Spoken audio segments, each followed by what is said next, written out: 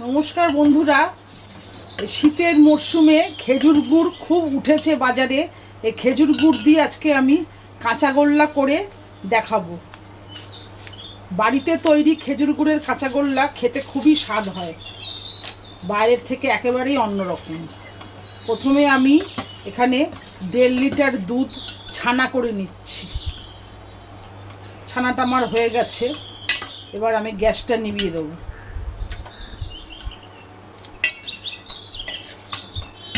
এবার ছানা থেকে আমি জলটা ছেঁকে নেব।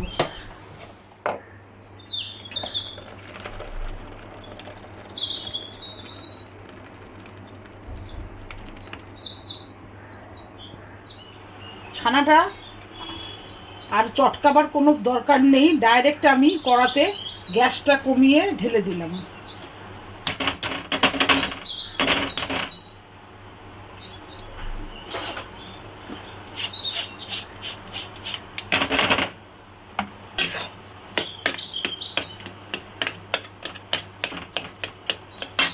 এর 300 গ্রাম খেজুরের গুড় দিয়ে দেবো।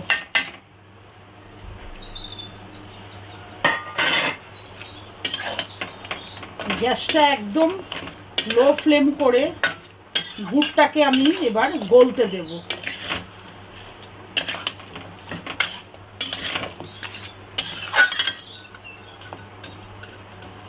এইভাবে গ্যাসটা কমিয়ে রাখলে গুড়টা আস্তে আস্তে গলে যাবে। গুড়টা গলে গেছে, এবার আমি হাফ বাটি মিল্ক পাউডার দিয়ে দিলাম।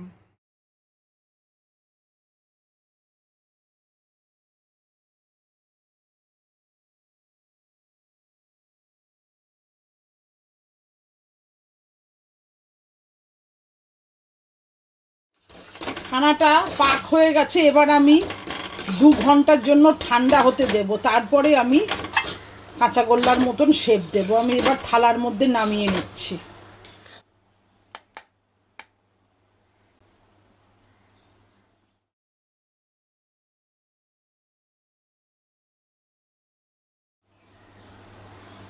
এইভাবে আমি 2 ঘন্টা ঠান্ডা হতে দেব।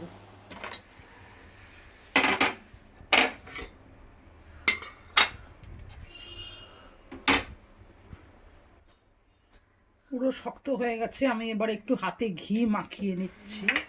আমি কাঁচাগোল্লার শেপ দেব।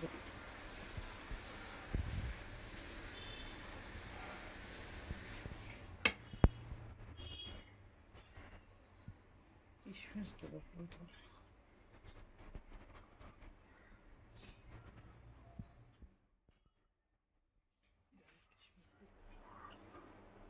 গুড়ের কাঁচাগোল্লা আমার রেডি হয়ে গেছে।